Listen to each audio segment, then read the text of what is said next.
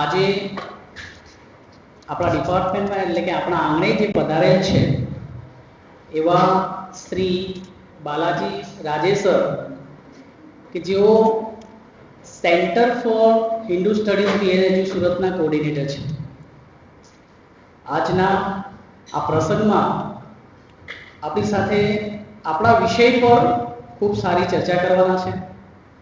વિષય આપણે જાણીએ છીએ કે સર કયા વિષય પર આપણે ચર્ચા કરવાના છે. વધુ સમય ના વેડફતા હું સરને વિનંતી કરું છું કે તેઓ પોતાનું વક્તવ્ય શરૂ કરે. તો ભારતીય જ્ઞાન પરંપરા એને આપણે અંગ્રેજીમાં પણ BKS કહીએ છીએ, ભારતીય નોલેજ સિસ્ટम्स.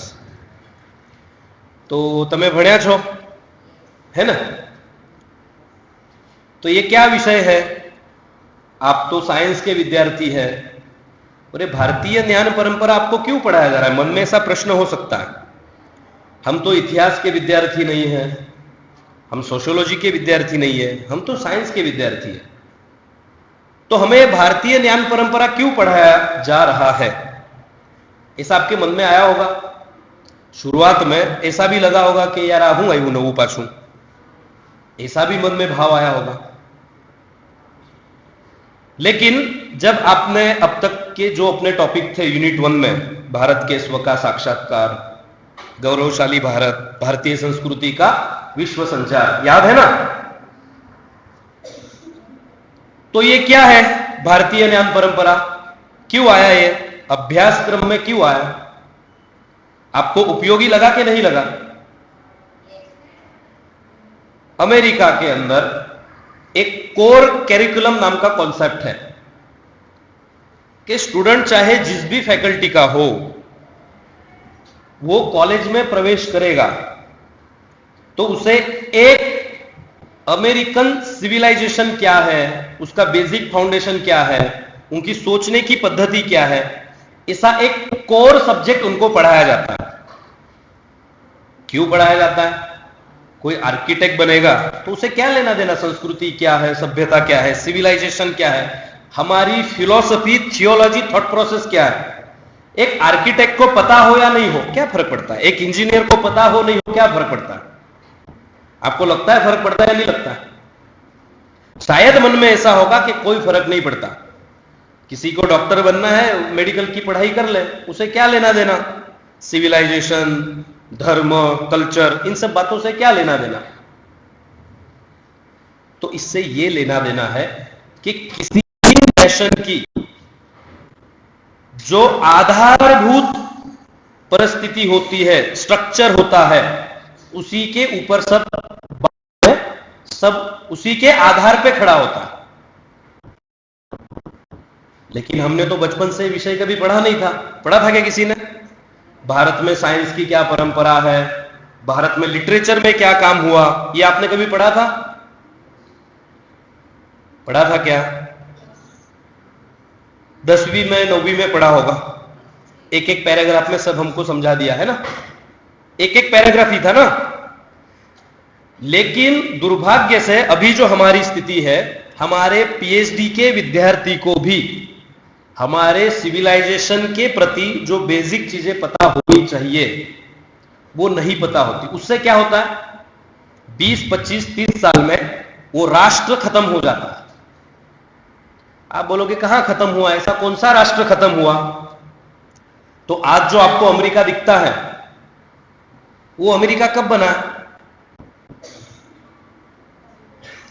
16वीं 17वीं सदी में.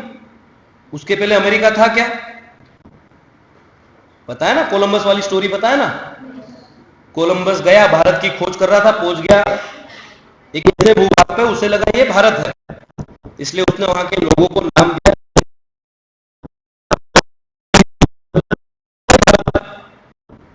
वहां के लोग कौन थे? माया और इनका. इनका नाम सुना है क्या कभी हमने? आज जो अमेरिका हमें दिखता है वो केवल यूरोप है, वो रियल नेशन नहीं है. यूरोप के जैसे फ्रांस, इंग्लैंड जैसे देशों ने अपनी कॉलोनीज वहां बनाई, फिर इकट्ठा आके एक दिन बोला कि आज से हम इंग्लैंड की, फ्रांस की कॉलोनी नहीं है, अब हम स्वतंत्र देश है और नाम दिया यूनाइटेड स्टेट्स ऑफ अमेरिका। तो ये अमेरिका वो व्यक्ति था जिसने सबसे पहले बताया कि कोलंबस जिसे भारत बोल रहा है वो भारत नहीं है, वो अमेरिको नाम का व्यक्ति, आधार पे अमेरिका बना। तो आज ये माया इंका आपको अमेरिका में दिखता है क्या? दिखते हैं क्या? हमारी अब तक की समझ ये है कि हमारे देश में कॉलेजेस, पढ़ाई ये अभी 100-150 साल पहले से शुरू हुई। मेरे दादा दादी तो कॉलेज में नहीं गए थे, तो हमारे यहां पढ़ाई नहीं थी, ये सत्य है क्या? अंग्रेज आने से भारत में शिक्षा आई, ऐसा सब लोग मानते हैं। अभी आपने भारतीय विषय पढ़ा तो आपको ध्यान में आया होगा कि ऐसा नहीं है। आया ना पढ़ाई में? आया कि नहीं? अंग्रेज आने से पूर्व भी हमारे यहाँ पे ट्रेडिशनल एजुकेशन का एक स्ट्रक्चर था जिसको सिस्टेमेटिकली अंग्रेजों ने उसे डिस्ट्रॉय किया। एम आई राइट? ये पढ़ा है ना आपने? और उन्होंने क्या किया? नए परिमाण गढ़े। क्या परिणाम गढ़े? परिमाण गढ़े। सिविलाइज्ड होना, एजुकेटेड होना, सिविक एटिकेट होना, मतलब क्या? जो उन्होंने बताया। हम एजुकेटेड किसे मानते हैं?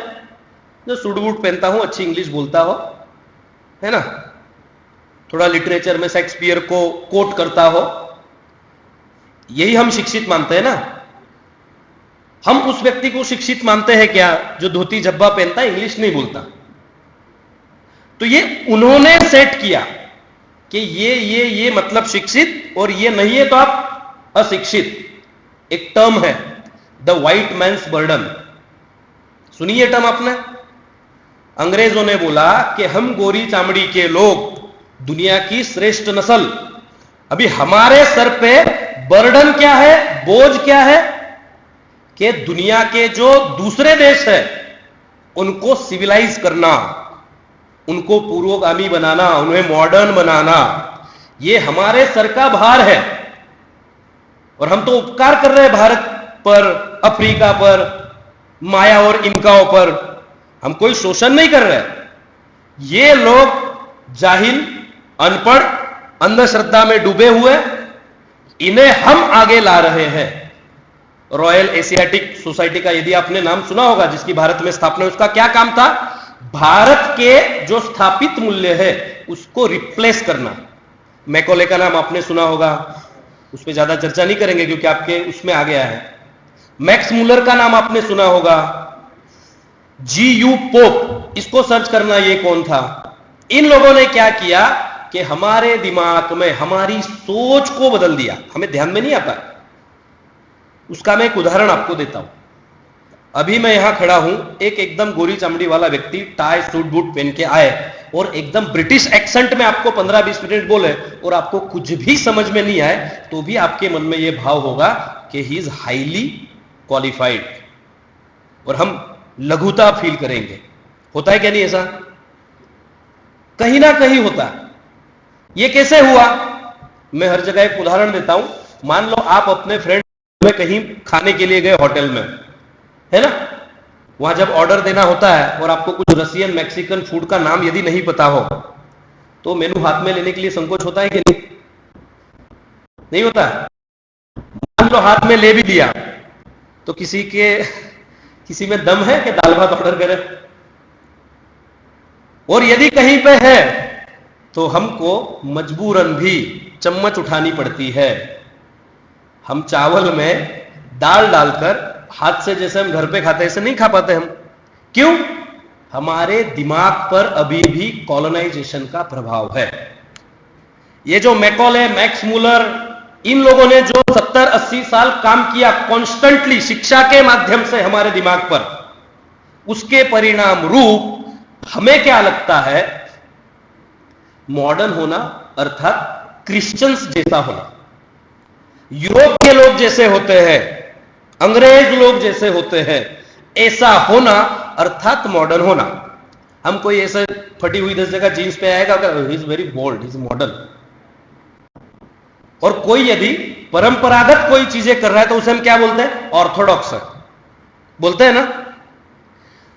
तो हमारे यहां तो आनहो भद्रा की प्रार्थना है। आनहो भद्रा क्या है? कि मेरे पास सभी दिशाओं से अच्छे विचार आए। भद्र मतलब अच्छे, इनोवेटिव। तो हम तो कभी किसी के विरोधी रहे नहीं कि भाई ये नहीं करना, ये करना। मॉडर्न होने की सनातन संस्कृति में छूट ही नहीं, आदेश है, मैंडेट है, सबसे अद्ययावत बनो। लेकिन दुर्भाग्य क्या हो गया?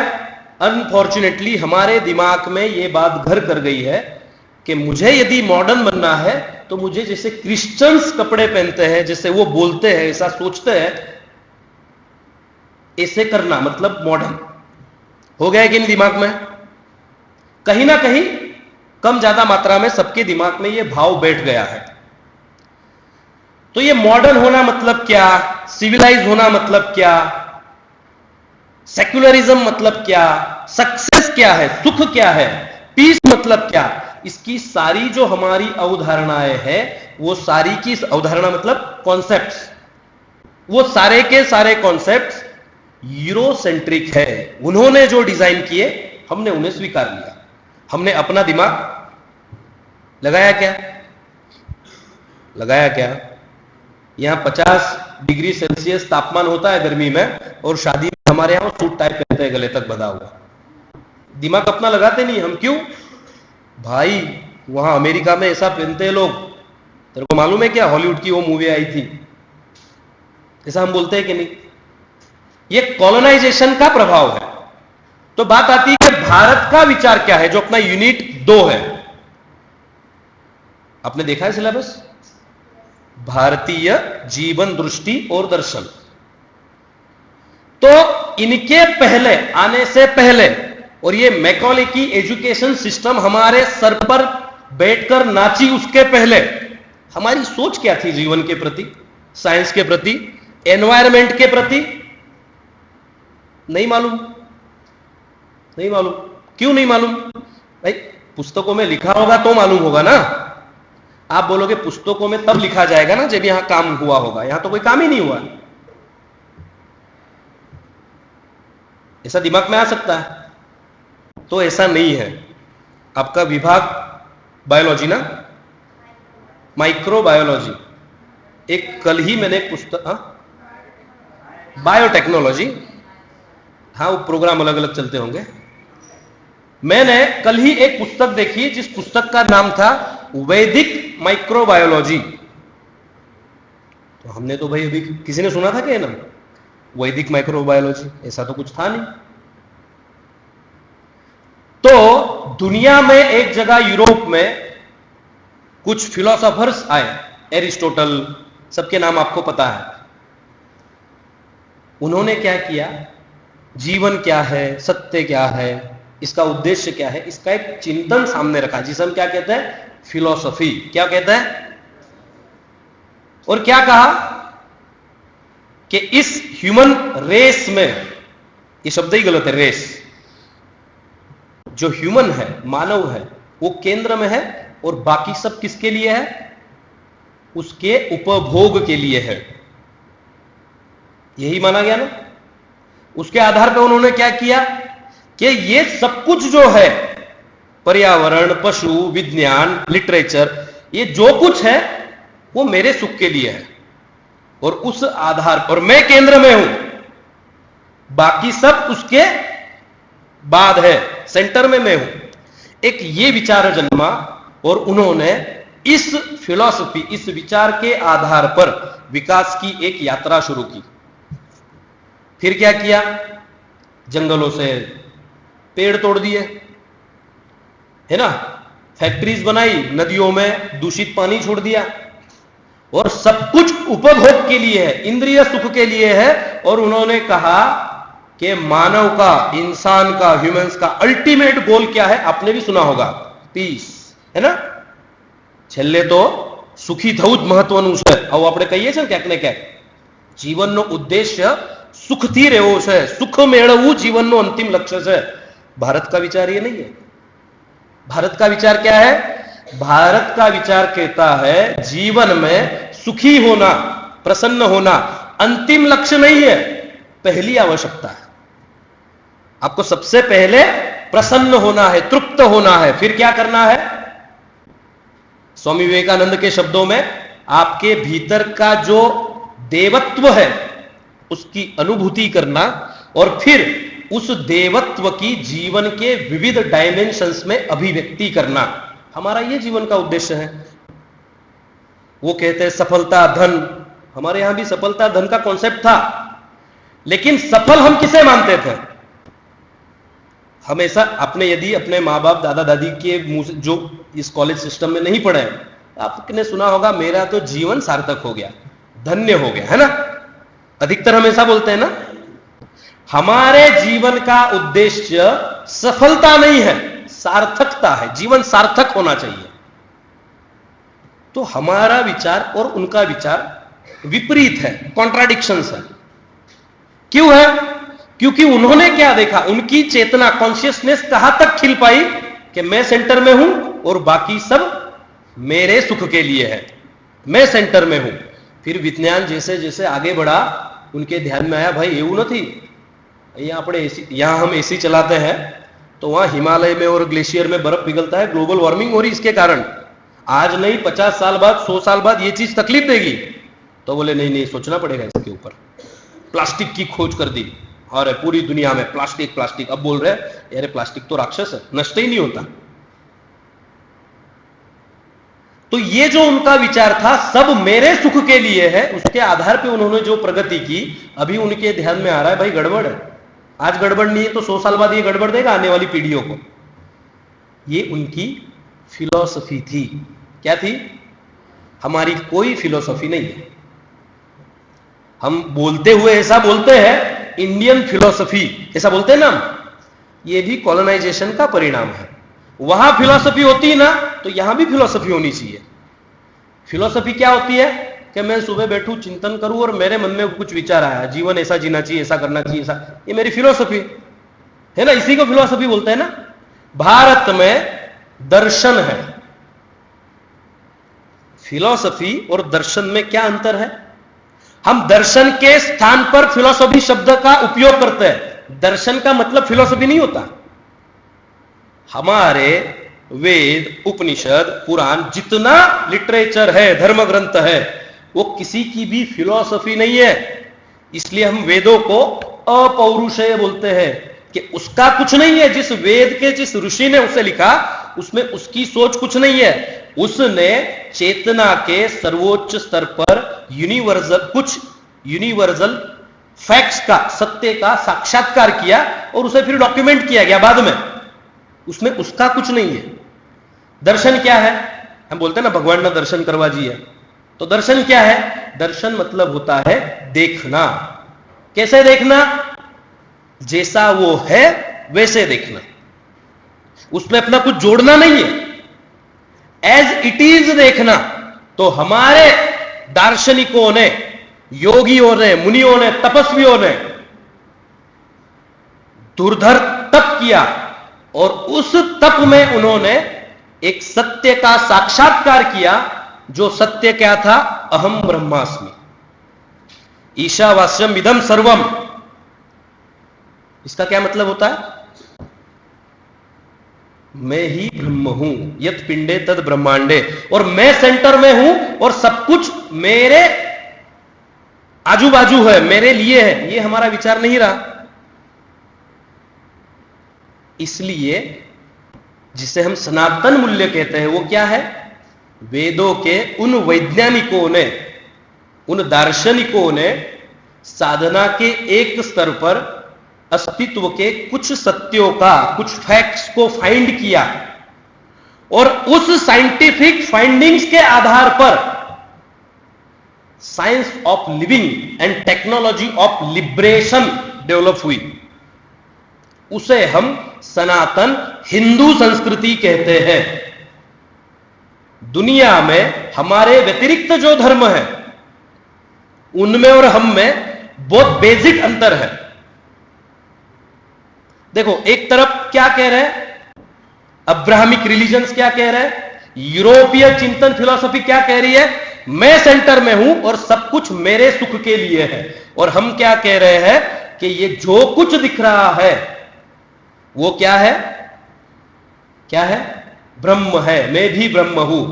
पूर्णमिदं पूर्णात् पूर्णमुदच्यते पूर्णस्य पूर्णमादाय पूर्णमेवाय वशिष्यते। पूर्णमद कि मैं पूर्ण हूं, पूर्णमिदम वो भी पूर्ण है, और पूर्ण को पूर्ण में मिलाएंगे तो पूर्ण बचेगा, और पूर्ण को पूर्ण में से निकालेंगे तो भी पूर्ण ही बचेगा। मतलब अद्वैत का सिद्धांत आया कि कुछ भी अलग नहीं है, कि ये जो व्यक्ति मेरे से अलग दिख रहा है, ये नदी दिख रही है, पर्वत दिख रहा है, ये तो एक ही चैतन्य से निकला हुआ है। इसलिए जब उनकी प्रार्थना निकली कि सबका एक्सटॉर्शन करो और खुद सुखी रहो, हमारे यहां इस तथ्य के आधार पर एक प्रार्थना बनी, सर्वे भवन्तु सुखिनः। और केवल हमने प्रार्थना नहीं की, हमने उसके लिए कार्य किया। आप देखो हमारे यहां परंपरागत किसी भी कार्य के समापन में ये प्रार्थना होती है ना, सर्वे भवन्तु सुखिनः। क्यों होती है? कि याद रहे कि मैं जो कर रहा हूं इसमें सबका भला है क्या, सब सुखी होंगे क्या इससे। यह भारत का चिंतन है, यह भारतीय विचार का वैशिष्ट्य जो आपका चैप्टर है, वो क्या वैशिष्ट्य है भारतीय विचार का। यूरोप में एक विचार कहां तक उनकी हाइट गई, कहां तक उनकी चेतना खिली, तो उन्होंने कहा एवरी ह्यूमन सेम है, इक्वल है। फिर उन्होंने सोशल जस्टिस की बात की, इंडिविजुअल फ्रीडम की बात की, है ना, लिबर्टी की बात की। वो फ्रांस की क्रांति के 3 सूत्र पता है ना? नहीं पता? और वो कहां तक पहुंचे कि सभी मानव सुखी हो। फिर बोले कि यार क्या ये धर्म वर्म लेके बैठे हो, सभी मानवों की चिंता करो। किसकी चिंता करो? किसकी? और हमने भी सुना, अरे यार बड़ा जबरदस्त विचार है, क्या बोला भाई, सभी मानवों की चिंता करो, मतलब इससे ऊपर कहां कुछ हो सकता है। और आप ऑर्थोडॉक्स रूढ़िवादी हिंदू विचार, अरे ह्यूमन बनो भाई, बीइंग ह्यूमन, मानव की चिंता करो, ये सब छोड़ो, हिंदू हिंदू कुछ नहीं होता। जबकि हमारा विचार क्या है? सर्वे भवन्तु, बोलो। हमने ये कहा क्या? भारतीय भवन्तु सुखिनः। हमने ये कहा हिंदू भवन्तु सुखिनः। हमने ये कहा एशिया वाले भवन्तु सुखिनः। हमने ये भी नहीं कहा मानव भवन्तु सुखिनः। हमने क्या कहा? सर्वे, केवल मानव को सुखी नहीं करना है, सबको। शिव के गण पता है ना, उसमें राक्षस भी है, पिशाच भी है, सब है, और उसमें एक मानव है। तो हमारा हिंदुत्व का विचार केवल हिंदुओं के लिए नहीं सोचता, सबके लिए सोचता है। आपने यदि शांति पाठ सुना होगा तो उसमें क्या बोलते हैं पंडित जी? अंतरिक्ष शांति, वनस्पतय शांति, शांति रापा, सुना है ना? हम कहां शांति चाहते हैं? अंतरिक्ष में, वनस्पति में, औषधों में। तो ये चिंतन, ये विचार छोड़ने जैसा है क्या? छोड़ने जैसा है क्या? उपासना का वैविध्य आपका एक चैप्टर है। कितनी विविधता है हमारी उपासना में। आपको शिव अच्छे लगता है तो आप शिव की पूजा करो, नहीं आपको शिव में भैरव अच्छे लगते हैं तो आप भैरव की पूजा करो। आपको माताजी अच्छी लगती है, आप माताजी की, आपको दश प्रहर धारिणी माताजी की, दुर्गा की पूजा करना आपको पसंद है, आप दुर्गा जी की पूजा करो। आपको गणपति अच्छे लगते हैं, आप गणपति की पूजा करो। आपको आपके ग्राम देवता की पूजा करनी है, कोई बात नहीं, उनकी पूजा करो। नहीं मेरे को किसी की पूजा ही नहीं करनी है, मत करो। यदि आप ये कहे कि मुझे ये कोई देवता मान्य नहीं है, मुझे मेरा अलग देवता बनाना है, बना लो, बना लो। ग्राम देवता, कुल देवता, इष्ट देवता, ये क्या कॉन्सेप्ट है? या दक्षिण गुजरात में शिवारा देव, जिसको हम क्षेत्रपाल कहते हैं, ये क्या है? हमने बनाए हुए देव है। रामानुजम जो मैथमेटिशियन हुए, वो कहते थे my Devi bleeds mathematics. Namagiri Devi या नीलगिरी देवी, ऐसा उनकी देवी का नाम है। वो तो रामानुजम के अलावा किसी को नाम नहीं पता था वो। तो ये हमारा समझो, बात ये है, आपको छूट है। आपको कैसे भगवान चाहिए? फिट भगवान चाहिए, हनुमान जी की उपासना करो। आपको चलेंगे, पेट वाले भी चलेंगे तो गणपति की पूजा करो।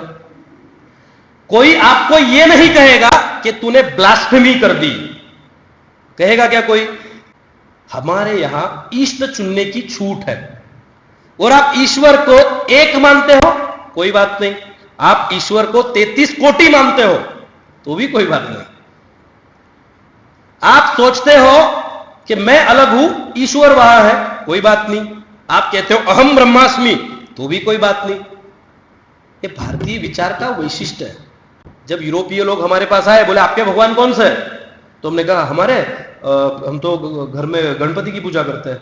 अच्छा, तो आपके मेन भगवान गणपति है? नहीं नहीं, मेरी मां तो शिव जी की पूजा करती है। तो अच्छा, शिव जी मैंने? नहीं नहीं, मेरे पिताजी विष्णु की पूजा करते हैं।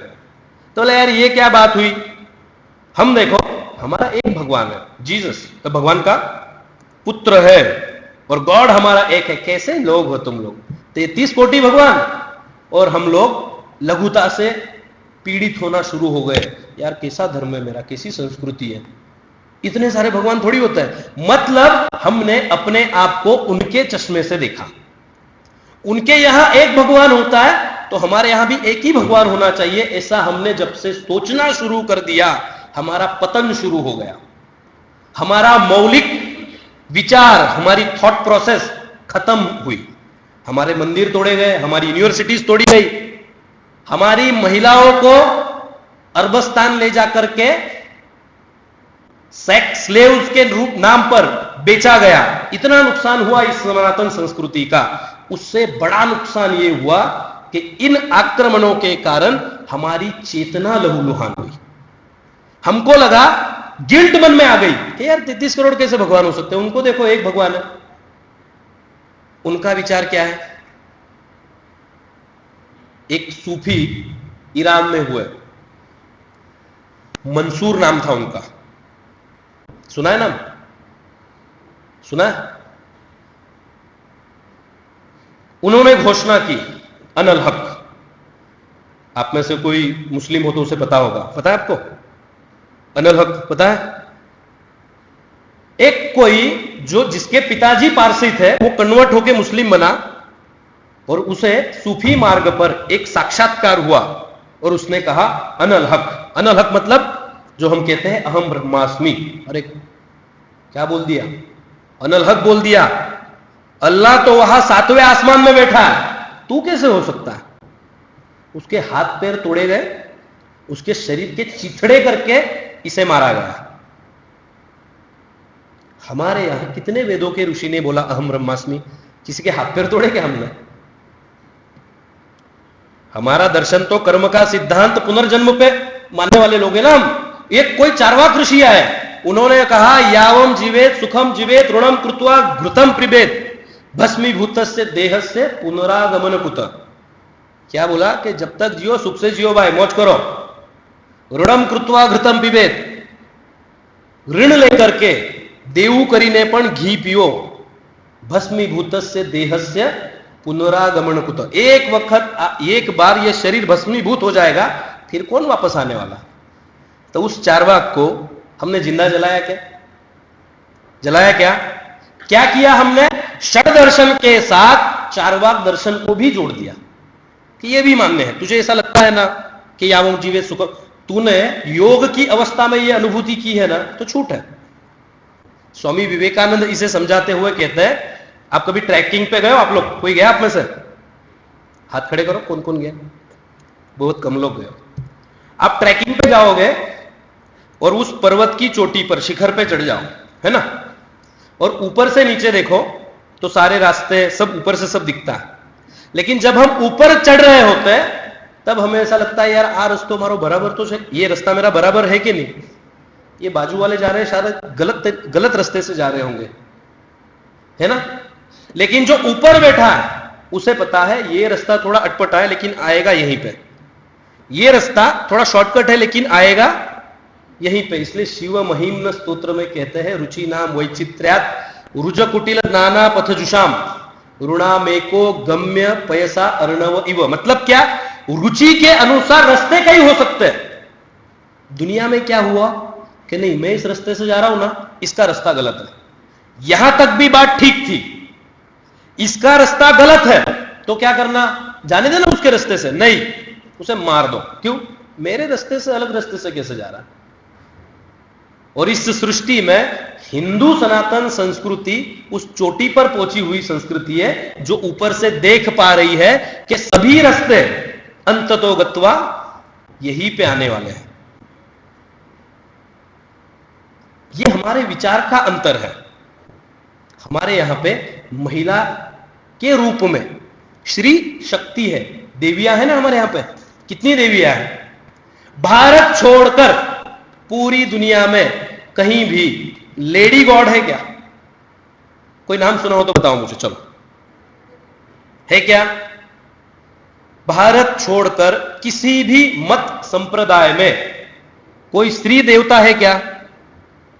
है क्या? नहीं है ना। एक आपको दूसरी एक कहानी बताता हूं। जॉन ऑफ आर्क नाम सुना है आपने? फ्रांस एक समय इंग्लैंड का गुलाम हुआ करता था। अंतर क्या है? भारतीय विचार का वैशिष्ट्य क्या है? और उपासना का वैविध्य, और उसके बाद भी सह अस्तित्व, हम साथ में रह सकते हैं। इनका विचार मेरे से अलग है, उल्टा है, विरोध में है, फिर भी हम साथ में रह सकते हैं। ये केवल भारत में। तो फ्रांस गुलाम था, इंग्लैंड ने उसे गुलाम बनाया था, राजा बंदी था फ्रांस का राजा उस समय का। वहां एक 13-14 साल की लड़की, कन्या, वो खेत में जाती थी, चरवाहा थी शायद, उसे, उसके शब्दों में ऐसा कहती, एक दिन में जा रही थी और मुझे पृथ्वी, सारी चीजें, पेड़ पौधे, नदी एक स्पीड में घूमने लग गए और मुझे ईश्वरीय आवाज सुनाई दी। क्या आवाज सुनाई दी?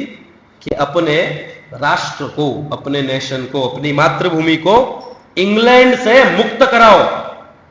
ऐसी उसे देवाज्ञा हुई, ईश्वर का मैसेज सुनाई दिया। उसके ऊपर एक पिक्चर भी बनी है, द मैसेंजर। तो उसे ये बार बार आवाज सुनाई दी।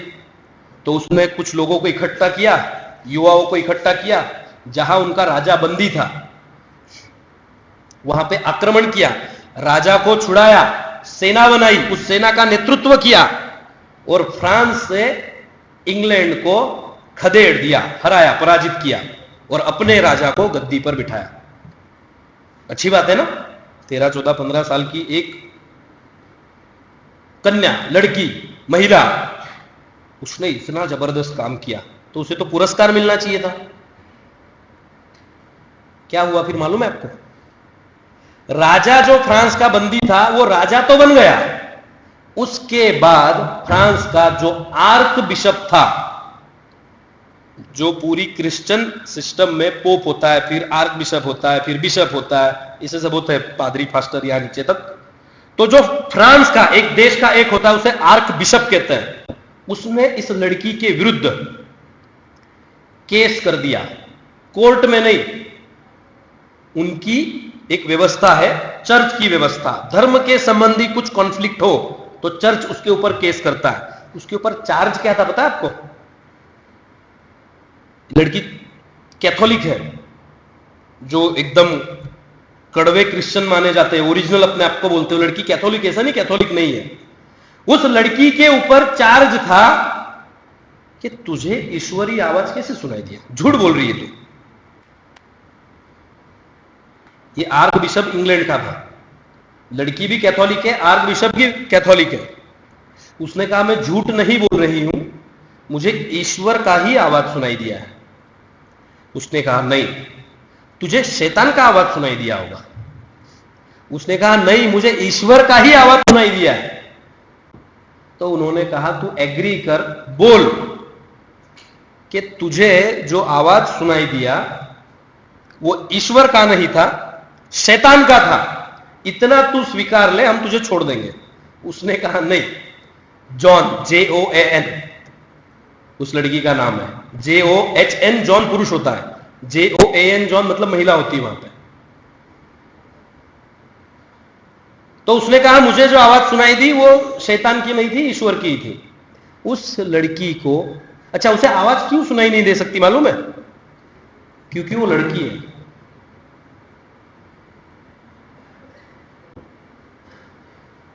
किसी महिला को ईश्वर का आवाज नहीं सुनाई दे सकता technically, according to Christian theology.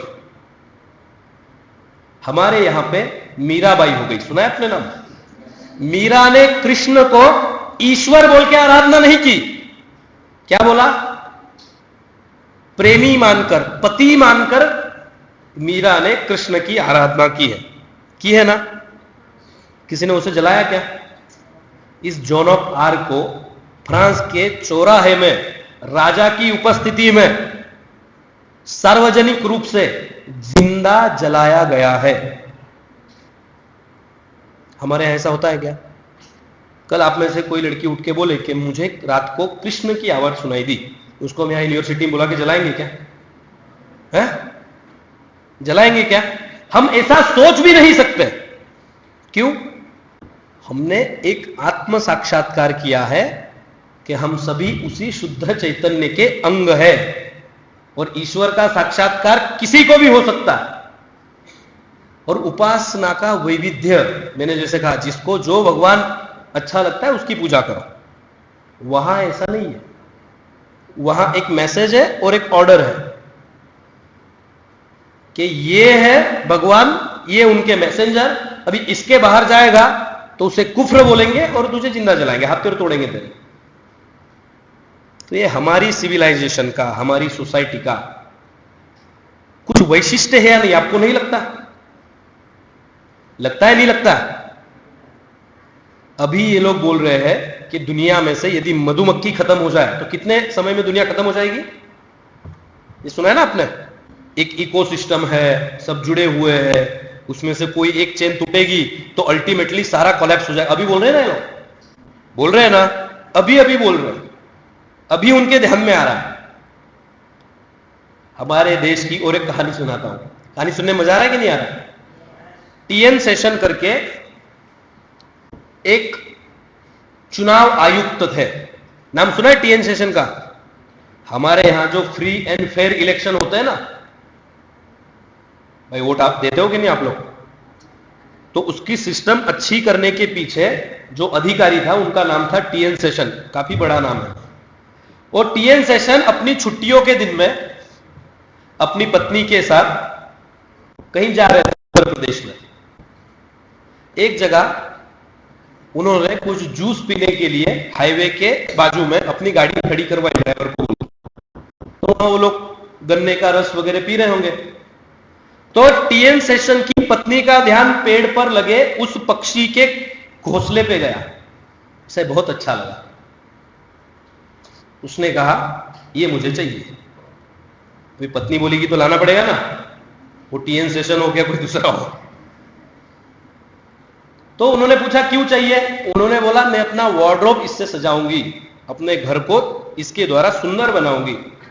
घोंसला, हम नेचुरल चीज अपने को भी अच्छे लगते हैं ना, हिरन के सींग लगाते हैं घर पे बड़े लोग, शेर की खाल लगाते हैं, ऐसा उसको लगा मैं घोंसला लगाऊंगी। तो पत्नी ने बोला, तो टीएन सेशन ने अपने ड्राइवर को कहा कि भाई ये तू निकाल सकता है क्या? वो भी शहर का ही होगा। उसने कहा मैं नहीं निकाल सकता। वहां एक छोटा बच्चा 10-12 साल का जो भेड़ बकरी लेकर के खेत में उन्हें चराने के लिए जा रहा होगा, तो उनसे उसने कहा इधर आ, तू वो घोंसला निकाल के दे सकता है क्या? उसने कहा नहीं। बोले क्यों, तुझे भी पेड़ पे चढ़ना नहीं आता है? उसने बोला मैं पेड़ पे तो चढ़ सकता हूं, लेकिन मैं घोंसला नहीं निकाल सकता। आपका टॉपिक है ना प्रकृति के प्रति हमारे क्या विचार है, सह अस्तित्व का हमारा क्या कॉन्सेप्ट है। सब मेरे लिए नहीं है, मैं सेंटर में नहीं हूं, एक पूरी सिस्टम है, मैं उस सर्कल का एक पार्ट हूं। ये टीएन सेशन जिसने यूपीएससी क्लियर की है, 20-25 साल सर्विस में रहा होगा, हाईली एजुकेटेड। पर मैंने कहा ना हमारी शिक्षा यूरोसेंट्रिक है, इनकी सोच हो गई यूरोप के क्रिश्चियनों जैसी। घर सजाओ भाई, अपने लिए तो है ये घोंसला, ये हिरन हमारे घर में सींग लटकाने के लिए तो घूमते हैं। तो उसने कहा मैं पेड़ पे तो चढ़ सकता हूं, लेकिन ये मैं घोंसला नहीं निकालूंगा। उन्होंने कहा मैं तुझे 50 रुपया दूंगा। उसने बोला नहीं मैं नहीं निकालूंगा। अरे 100 रुपया ले ले। उसने कहा आप मुझे 1000 रुपये भी दे देंगे तो भी ये घोंसला मैं आपको निकाल के नहीं दूंगा। कहा क्यों? उसने कहा कि इस घोंसले में उस पक्षी के अंडे हैं। शाम को उसकी मतलब वो जो पक्षी, जो भी पक्षी का वो घोंसला रहा होगा, शाम को आएगी इस घोंसले में, देखेगी कि मेरा घोंसला नहीं है, तो उसके मन पर क्या बीतेगी। ये एक हमारे यहां का अनपढ़ 12-13 साल का बच्चा सोच सकता है, लेकिन हमारी यूनिवर्सिटीज में से पढ़ लिख कर निकले हुए आईएएस ऑफिसर, चुनाव आयुक्त नहीं सोच सकते। ये अंतर है भारतीय विचार का, और जब विचार पश्चिमी हो जाता है उसके भीतर का एक अंतर है। एक 12 साल के बच्चे के मन में ये संवेदना है जो एक आईएएस अधिकारी के, वो टीएन सेशन कहते हैं कि मेरी सारी शिक्षा उस दिन मुझे व्यर्थ लगी कि इतना पढ़ लिखने के बाद भी जो संवेदना उस बच्चे के मन में आई वो मेरे मन में नहीं आ सकी। सह अस्तित्व, कि मैं भी सुख से रहूं, तू भी सुख से रहे। आप में से कोई डांग, धर्मपुर, आवा यहां दक्षिण गुजरात से है क्या? कभी गए हो क्या? सापुतारा, आवा कभी गए होंगे। वहां पे शेर की पूजा करते हैं, हम सब भी करते हैं। हम शेरों वाली मां बोल के करते हैं। नाग की पूजा करते हैं, है ना? वो कुछ कछुआ बोले जंगल में मिलता है, उसका कुछ दुरुपयोग, तस्करी होती है, उससे लाखों करोड़ों रुपए मिलते हैं। लेकिन आज तक आपने कभी न्यूज में ऐसा सुना क्या? किसी ट्राइबल ने, किसी जनजातीय व्यक्ति ने ऐसा कोई सांप, 2 मुंह वाला सांप, ऐसा अलग अलग बोलते हैं, वो कहीं बेचने की कोशिश की और पकड़ा गया? सुना आपने कभी? कहीं किसी जनजातीय व्यक्ति ने जंगल के पेड़ काटकर बेचने का प्रयत्न किया और पकड़ा गया, ऐसा सुना आपने? सुना क्या? तोड़ते कौन है? ये हमारे शहरों के बिल्डर्स।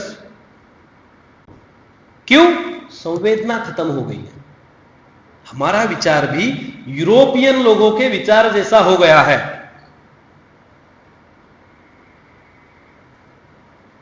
सह अस्तित्व, कि आप भी भले मेरे से अलग विचार के हो, आप भी रहो, मैं भी रहूंगा। उपासना की विविधता समझ में आ गई आपको? समझ में आई? नहीं आई?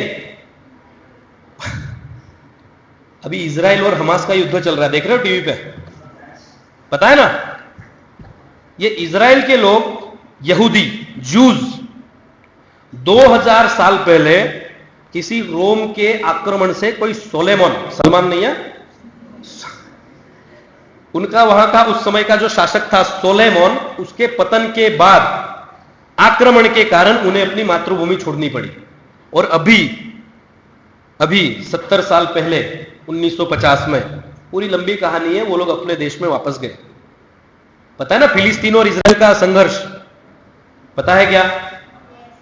तो 1950 में ये लोग जब अपने देश में वापस गए तो उन्होंने सबसे पहले एक धन्यवाद प्रस्ताव अपनी संसद में पारित किया। 1950 में जब उनकी संसद बनी, सरकार बनी, पहला प्रस्ताव उन्होंने पारित किया वो भारत के प्रति धन्यवाद का प्रस्ताव था। क्यों अभी भी अवेलेबल है, आपको मिल जाएगा डॉक्यूमेंट, चेक करना मैं सच बोल रहा हूं कि झूठ बोल रहा हूं। तो ये इजरायली लोग कहते हैं कि 2000 साल पहले हम अपने देश से दूर हो गए, अपनी मातृभूमि से दूर हो गए, और हम अपनी जान बचाने के लिए, संस्कृति बचाने के लिए, अपना अस्तित्व बचाने के लिए दुनिया के हर कोने में गए, हर देश में गए। और पृथ्वी का एक देश ऐसा नहीं है कि जिसने हमारा शोषण नहीं किया, जिसने हमें प्रताड़ित करने का, कन्वर्ट करने का प्रयत्न नहीं किया हो। और उनका सरकारी डॉक्यूमेंट यह कहता है कि पृथ्वी के सारे देशों में भारत एकमात्र ऐसा देश है जिसने हमें 2000 साल तक संभाला, लेकिन कभी हमें कन्वर्ट करने की कोशिश नहीं की, प्रताड़ित करने की कोशिश नहीं की, हमारी मजबूरी का फायदा उठाने की कोशिश नहीं की। तो ये गौरवशाली इतिहास है कि नहीं? ऐसा क्यों होता है? हम किसी को कन्वर्ट करने का प्रयत्न क्यों नहीं करते? क्योंकि हमारा फंडामेंटल जो है वो सनातन है। हमने ये पाया है कि सारी सृष्टि एक ही चैतन्य से निकली है, तो किसी का शोषण क्यों करना? ये भारतीय विचार का वैशिष्ट्य है। यदि आपको परीक्षा में पूछा जाए कि भारतीय विचार का वैशिष्ट्य क्या है, तो आप ये उदाहरण लिख सकते हैं। अभी जाम साहेब की घटना आपको पता होगी। द्वितीय विश्व युद्ध में पोलैंड के लोग हमारे यहां पे आए, सारी दुनिया में गए, हमारे यहां भी आए। पता है क्या? नहीं पता। यहां पे कुछ 500 लोग उनके राज्य में आए समुद्र के मार्ग से। उन्होंने कहा हमें शरण दीजिए, तो जाम साहब ने खाली उन्हें शरण नहीं दी, उनके लिए पढ़ाई लिखाई की व्यवस्था की, उनके बच्चों को पोलिश भाषा में पढ़ाने की व्यवस्था की। ये भारत का चरित्र है। जाम साहब ने ही नहीं बोला अभी पोलैंड के लोग आए ना, इनको दबा दो, जेल में डाल दो, इनकी महिलाओं के साथ शादी कर लो, जो शादी के लिए राजी नहीं उसका बलात्कार करो, उसका शोषण करो। ये कहा क्या किया? उनके पढ़ाई की व्यवस्था की। ये सह अस्तित्व है। जब दुनिया में कहीं भी कोई देश शक्तिशाली हुआ है तो वो शोषक बना है। आज अमेरिका देख लो, पूरी दुनिया में उसकी फाका फौजदारी चलती है। कहीं भी कुछ होता है बीच में कूद जाता है ना। दुनिया के अब तक के इतिहास में जो भी देश शक्तिशाली हुआ है उसने किसी ना किसी का शोषण किया है। भारत जब शक्तिशाली बना है उसने शोषण नहीं किया, वो शोषक नहीं बना, वो सेवक बना है। ये भारतीय विचार का वैशिष्ट्य है। प्रकृति के प्रति हमारे क्या विचार है आप सबको पता है। आप सबको पता है, मुझे बताने की जरूरत नहीं है। याद करो, आप जब छोटे थे सूर्यास्त के बाद तुलसी का पत्ता तोड़ते थे या नीम का पत्ता तोड़ते थे, आपकी मां आपकी दादी आपसे क्या बोलती थी? क्या बोलती थी? नहीं तोड़ना चाहिए। वो कौन सी यूनिवर्सिटी में पढ़ के आई थी? अगर आई होती तो ऐसा नहीं बोलती शायद। तो हमारा ये प्रकृति के प्रति विचार है। हम पर्वत की पूजा करते हैं, नदी की पूजा करते हैं, सूर्य की पूजा करते हैं। सूर्य मकर राशि में प्रवेश करता है तो हम यहां पे उत्तरायण मना के उसका सेलिब्रेशन करते हैं। ये दुनिया में कोई और करता है क्या? करता है क्या? हमारी प्रार्थनाओं में, जैसे मैंने कहा, अंतरिक्ष में शांति, वनस्पति में शांति, ऐसा कोई और बोलता है क्या? नहीं। अभी रिसर्च करके बोल रहे हैं ये एनवायरमेंट और इकोलॉजी डिस्टर्ब हो रही है। अंधाधुंध पहले विकास कर लिया, सब मेरे लिए है बोल के, अभी बोल रहे हैं, और वो भी स्वार्थ से बोल रहे हैं कि अगर इसकी रक्षा नहीं करेंगे तो हम तकलीफ में आ जाएंगे, इसलिए बोल रहे हैं।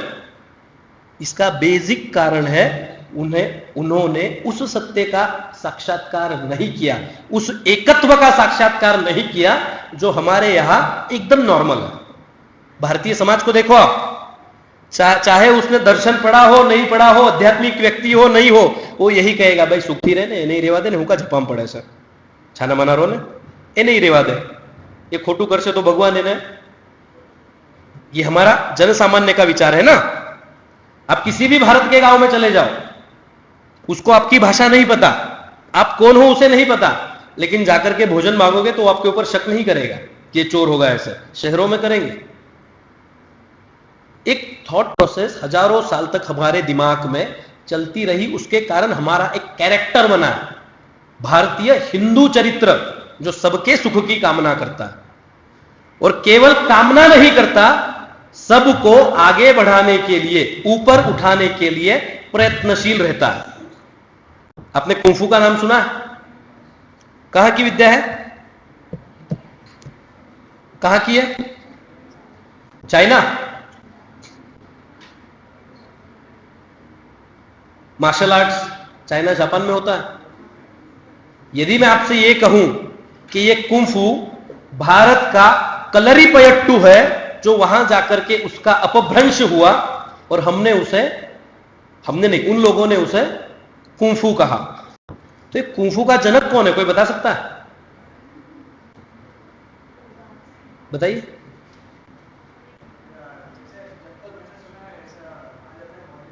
बोधि धर्मन ने, सही है आप, बोधि धर्मन ने इस कलरीपयट्टू का चीन में विस्तार किया।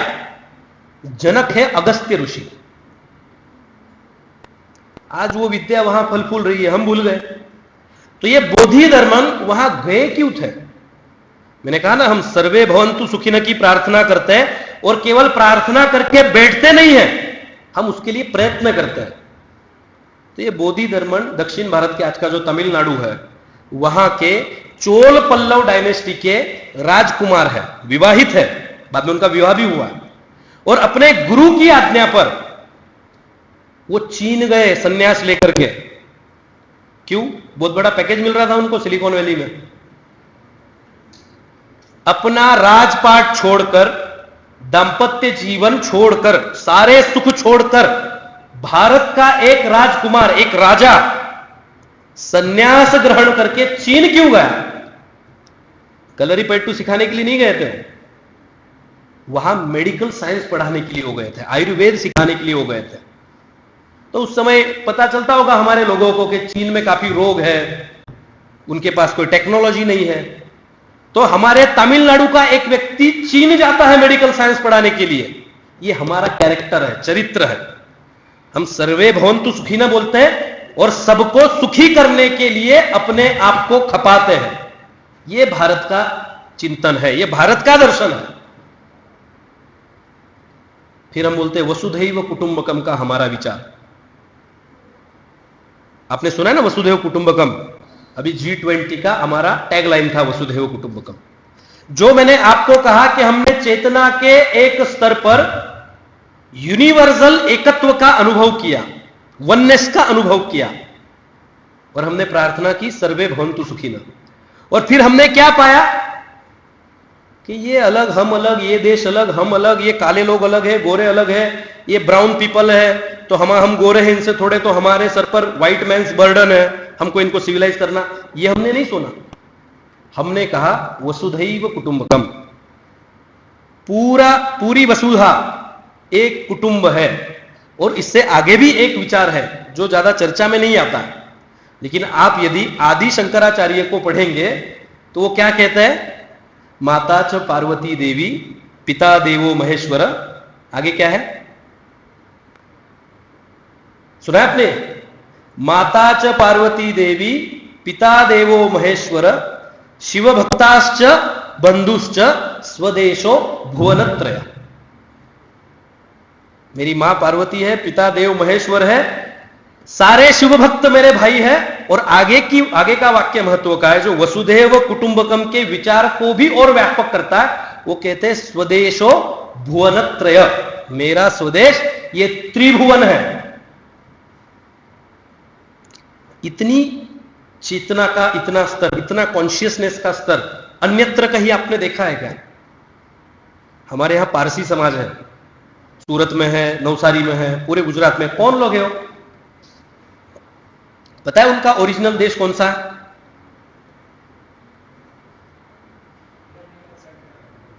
ईरानी। आज हम जिसे ईरान कहते हैं वो प्राचीन पर्शिया, पारसी लोगों का, ज़ोरोएस्ट्रियन लोगों का देश था। आक्रमण हुए, कन्वर्जन हुआ, जो लोग जान बचाना चाहते थे वो भाग गए, भागकर अलग अलग देशों में गए। घूमते घूमते हमारे यहां उदवाड़ा आए, है ना?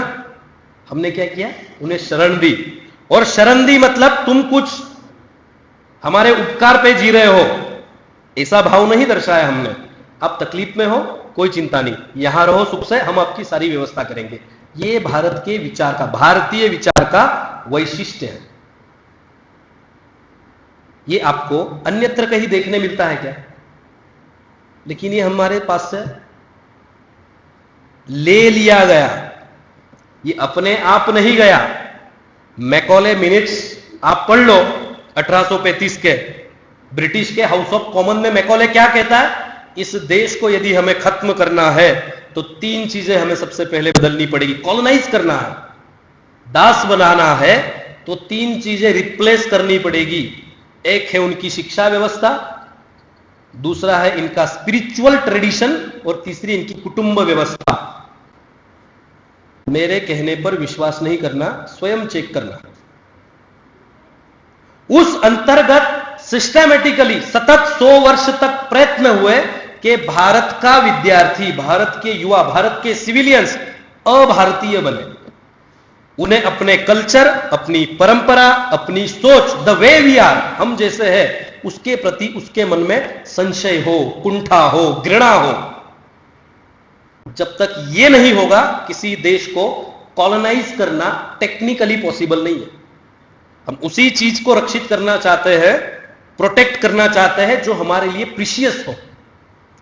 यदि राम कृष्ण, ये मेरा इतिहास, मेरा कल्चर मेरे लिए प्रीशियस है, तो यदि उसे कोई खत्म करने आएगा तो मैं खड़ा होऊंगा ना उसके विरोध में।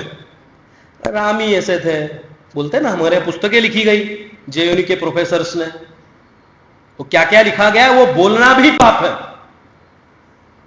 दुर्गा के लिए, मां दुर्गा के लिए क्या लिखा गया, जामिया मिलिया में, एएमयू में क्या बोला जाता है, ये किस योजना के अंतर्गत हो रहा है, इसे बोलते हैं प्रोसेस ऑफ डिमोरलाइजेशन।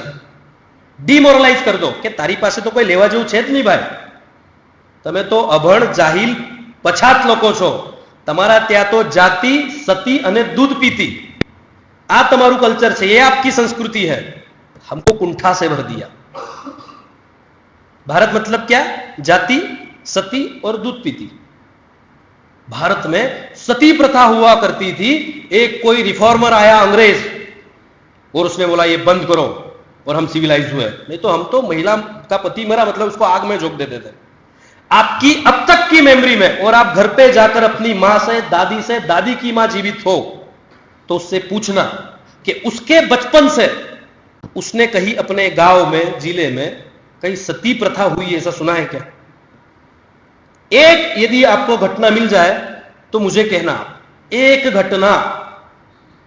ना ना सर, ये तो बहु पेला थतुं हतुं। क्या रे पेला એટલે क्या रे? दुर्दैवी घटना हो तो આજે પણ થાય છે।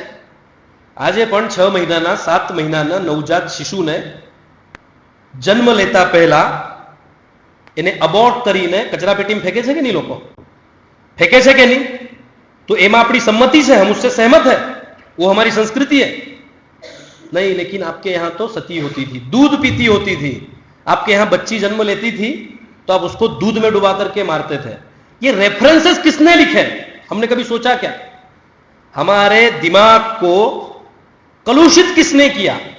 आप पढ़ना, जहां जहां ये लिखा गया है, ये लिखने वाला कौन है, उसका कैरेक्टर क्या है, उसकी बायोग्राफी क्या है, वो किसके लिए काम कर रहा है? ये ऐसे ही नहीं हो रहा है। आपके मन में कुंठा भरने के लिए, अपनी संस्कृति के प्रति घृणा भरने के लिए ये सब किया जा रहा है। और जब तक आप ऐसी कुंठा में जियोगे, व्यक्ति के स्तर पर और राष्ट्र के स्तर पर जो हीन भाव से पीड़ित है, वो कभी कुछ अद्वितीय नहीं कर सकता। अज्ञश्च श्रद्धानश्च संशयात्मा विनश्यति। जो अपने स्व के प्रति अज्ञ है, श्रद्धा दानश्च, जिसको अपने ऊपर श्रद्धा नहीं है, आज हम श्रद्धा शब्द अलग टर्म में यूज करते हैं, संशयात्मा विनश्यति, भगवत गीता में कहा है, हम समझ नहीं पाए। सुनजू का यदि आपने नाम सुना होगा तो उसने कहा, एक war tactic the art of war में, कि किसी भी देश को प्रत्यक्ष लड़े बिना कैसे पराजित किया जा सकता है। आप सर्च करना, आपको इंटरेस्ट हो तो, सुनजू। उसके आधार पर पूरी योजना बना करके हमारा डिमोरलाइजेशन किया गया, डिस्टेबलाइजेशन किया गया। अब हम कियोस की परिस्थिति में। तो यदि हमें अपने व्यक्तिगत जीवन में और राष्ट्रीय जीवन में आगे बढ़ना है, तो हम अपनी असली पहचान को छोड़कर कभी आगे नहीं बढ़ पाएंगे। ये टेक्निकली पॉसिबल नहीं है। इसके ऊपर आप विचार करना। इस अभ्यासक्रम को केवल 2 क्रेडिट, एक सेमेस्टर, 25 मार्क्स का पेपर है, उसमें 4 ऑब्जेक्टिव है, 2 लॉन्ग क्वेश्चन है, इस दृष्टि से मत देखना। 70-75 वर्षों के बाद यह प्रयत्न हो पाया है राष्ट्रीय स्तर पर कि भारत का युवा भारत मां की नाल से अपने आप को जोड़ सके, इसका यह प्रयत्न है। और यह कोई अंदाजुल हवा में बातें नहीं कर रहा हूं मैं। विश्व का यदि कल्याण होना है तो उसकी पहली शर्त है भारत का पुनरुत्थान। ये अहंकार में बोला हुआ, ये अपने आप को श्रेष्ठ बताने के लिए बोला हुआ वाक्य नहीं है। दुनिया में अब पश्चिमी विचारक भी ये स्वीकार रहे हैं कि यदि सुख चाहिए, यदि सही मायने में प्रगति करनी है, तो भारत का मॉडल समझना पड़ेगा। भारत का मॉडल समझना पड़ेगा। हम उस विकास की धारा को रोक देते हैं जो बाद में हमें नुकसान करे। हमें ऐसा विकास नहीं करना जो पर्यावरण को नुकसान करे, जो 50 साल बाद हमारे लिए समस्या खड़ी करे। तो ये दृष्टि केवल दुर्भाग्य से, हम इससे खुश नहीं है, दुर्भाग्य से केवल भारतीय डीएनए में ये दृष्टि है। अन्यत्र तो आपको पता ही है क्या हो रहा है। एक ही लिनेज से निकले हुए ज्यूज, क्रिश्चियंस, मुस्लिम्स पूरे मिडल ईस्ट में लड़ रहे हैं। आपने कभी ऐसा देखा कि हमारे यहां पे जैन बौद्ध लड़ रहे हैं, स्वामीनारायण वाले, सत्य वाले लड़ रहे हैं, मारामारी कर रहे हैं? क्यों? हमारी चेतना में है सह अस्तित्व, कि इनका इष्ट मेरे से अलग हो तो इसका यह मतलब नहीं वो मेरा विरोधी है, वो भी सुख से रहे, मैं भी सुख से रहूं। इस विचार पर हम आगे बढ़े, इसलिए यहां तक पहुंच पाए। अंत में मार्क ट्विन, यदि आपने नाम सुना हो, उन्होंने इक्वेटर को फॉलो करके पूरी दुनिया की यात्रा की। भारत से भी जाती वो रेखा, वो भारत में आए, भारत में रहे, और उन्होंने अपनी पुस्तक में फिर कहा है कि पृथ्वी पर, ध्यान से सुनना, पृथ्वी पर मानव और ईश्वर के द्वारा जितना किया जा सकता है, जितना पॉसिबल है, उतना भारत में हो चुका है। वो कोई संघ का एजेंट नहीं था कि उससे ऐसा बुलाया गया हो। तो ये दृष्टि, ये विचार का प्रवाह पुनः हमारे अभ्यासक्रम में आए, हमारे युवाओं तक जाए, इसलिए ये प्रयत्न हुआ है। इस पूरे सिलेबस में ऐसा कुछ नहीं है जो आपको पता नहीं हो, आपको कहीं ना कहीं पता ही है। स्मृति भ्रम हुआ है क्योंकि कभी पढ़ा नहीं, कभी देखा नहीं। बोधि धर्मन का इन्होंने नाम बताया क्योंकि ऊपर एक पिक्चर बनी है। पिक्चर नहीं बनती तो पता चलता क्या, हमें पता चलता क्या? और जिन जिन बातों को लेकर हमें कटघरे में लिया जाता है, जातिवादी लोग हैं, ऐसा समाज में दोष होते हैं, हम उसे ठीक करेंगे यदि कुछ ऐसा रहा हो तो। आपके यहां क्या था? आपने 16 साल की बच्ची को जीवित जला दिया। एरिस्टोटल, कोपरनिकस, इनके साथ क्या हुआ है? गैलीलियो के साथ इन्होंने क्या किया? उसने इतना ही बोला ना, पृथ्वी गोल नहीं, चपटी नहीं है, गोल है। क्या हुआ पता है आपको? पता करना। और केवल भारत ऐसा देश है जहां साइंस और धर्म, धर्म मतलब रिलीजन नहीं, धर्म के स्थान पर हम रिलीजन बोलते हैं, इसका कहीं विरोधाभास नहीं हुआ है, कॉन्ट्राडिक्शन नहीं हुआ है, क्लैश नहीं हुआ है कि धर्म में कुछ बोला हो और साइंस के द्वारा उससे विपरीत फैक्ट सामने आए। ऐसा नहीं हुआ है। आज भी हम जियोग्राफी को क्या बोलते हैं? भूगोल बोलते हैं ना। भू जो कैसी है? गोल है। हमें पता था कि पृथ्वी गोल है। दूसरा शब्द है जगत, जहां सब कुछ गतिशील है, वो जगत है। अक्षर, अभी शोध हुआ है, सर को पता होगा कि जो शब्द एक बार उच्चारित होते हैं वो कभी नष्ट नहीं होते। आपने भी सुना होगा कदाचित, वो अंतरिक्ष में घूमते रहते हैं। हमारे यहां वर्ड्स को नाम दिया था अक्षर, जिसका कभी क्षर नहीं होता। तो साइंटिफिक टेम्परामेंट वाली हमारी सोसाइटी थी, पूरे दुनिया का हित सोचने वाली हमारी सोसाइटी है, थी नहीं है। अब इसको आगे बढ़ाने का दायित्व आपके ऊपर है। धन्यवाद।